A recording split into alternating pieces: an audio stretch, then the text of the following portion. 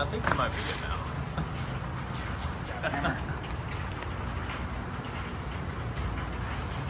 Some self-clearancing.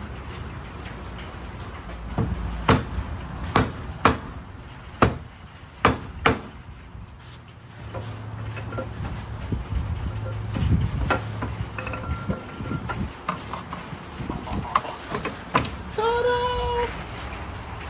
Camshaft for sale.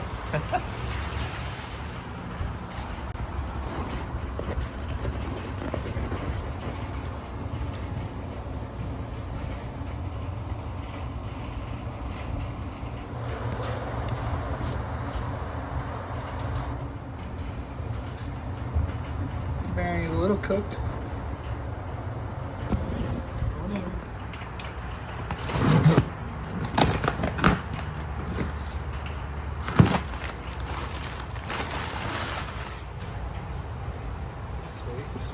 Nice. And then I guess this was the bag for the timing chain. Let's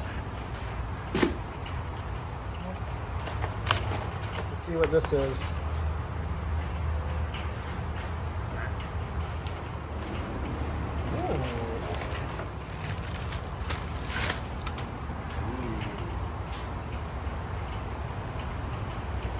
Markings on it. Yeah, it's got. You can read that. Okay.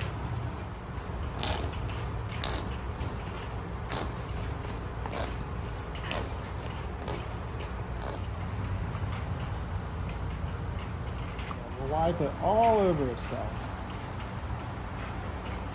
This is why I asked you to do it. Some people wear gloves though. Careful. She's bumping into everything. Forgot my bolts. It's okay.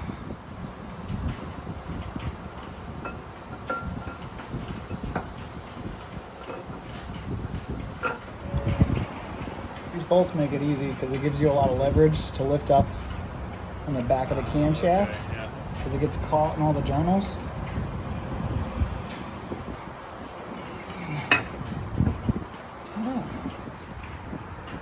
Yep. What happens if a rod breaks in your engine? Oh god.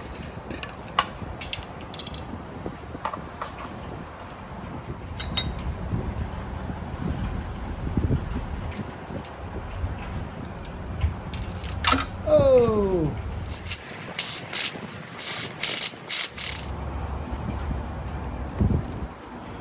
So this is the K-Tech chain. Everybody says it's the best chain. It's unbreakable. I hope so. I've seen a lot of people blow their motors from their timing chain snapping and bouncing off redline for so long. Yeah. So I don't want that to happen. Our dot is here, and the dial's on the right. So I'm just gonna spin the camshaft just to get it close. Let's just hope I do this right the first try.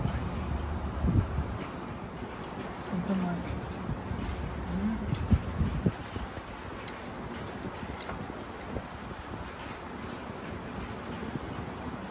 That dot, right, is pointing to the dot. And there to there.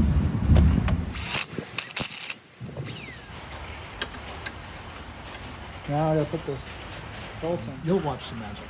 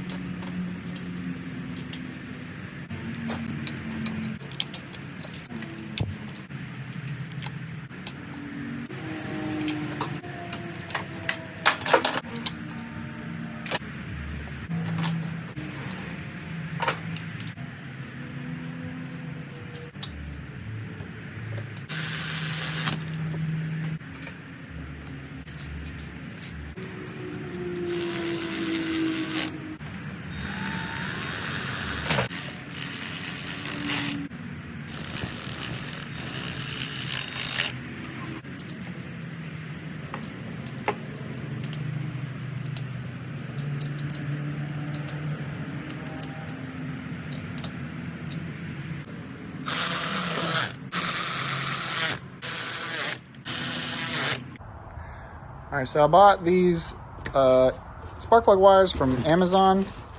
They're the knockoff from Acel, the ceramic boots. The part number is 9070C. They have the ceramic around the tip, so you can't melt them. They're $50 compared to like $300. So I took a shot, but my first set already broke just from taking them off.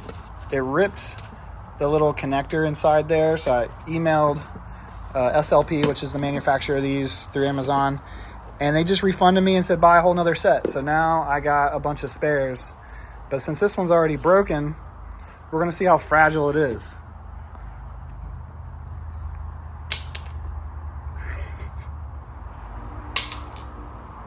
Yeah, I don't know how people break them. It's not bad. Is it cracked or anything? Oh, it looks fine.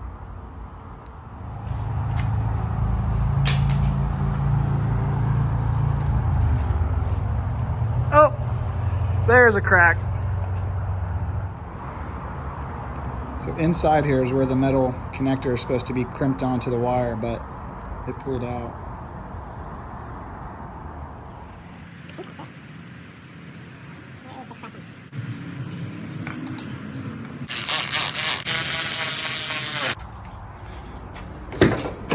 All right. We're gonna start the car and see if it builds oil pressure with more RPM after taking the oil pump off, putting it back on. This top number here is the oil pressure.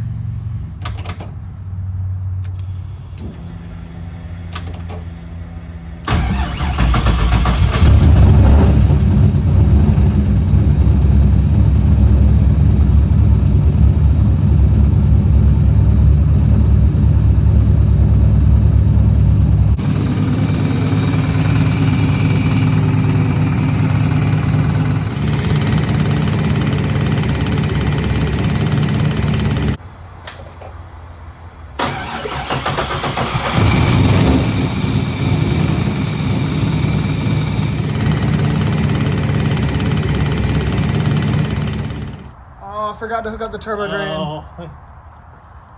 Oh, the turbo drain. So it definitely leaks some oil.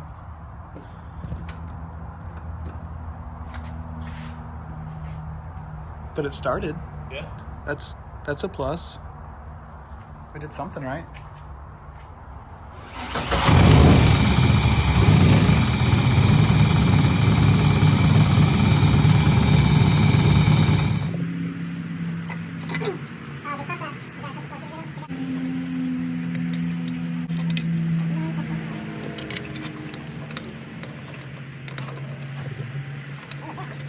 I think that's also for the front.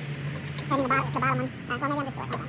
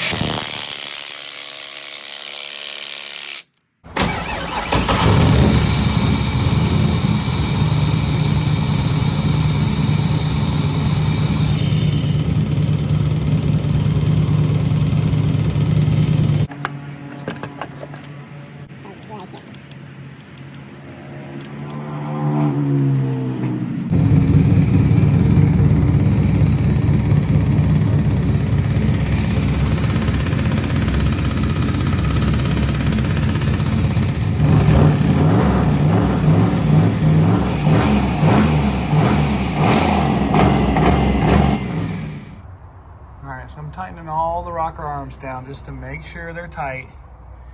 They all turned a little bit, but they all felt the same.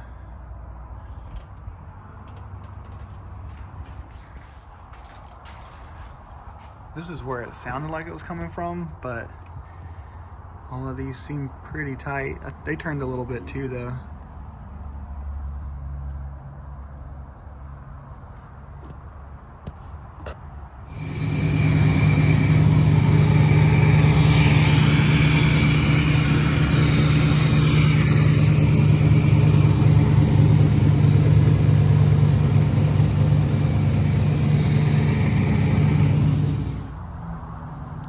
now that the sound is gone, I'm just gonna check these exhaust clamps.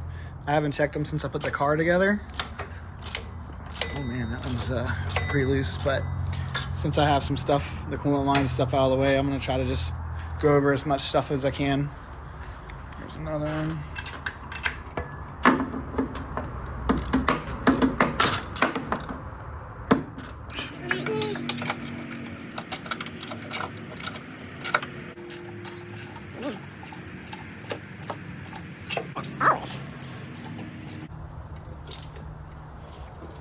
Maybe it'll spool a little faster.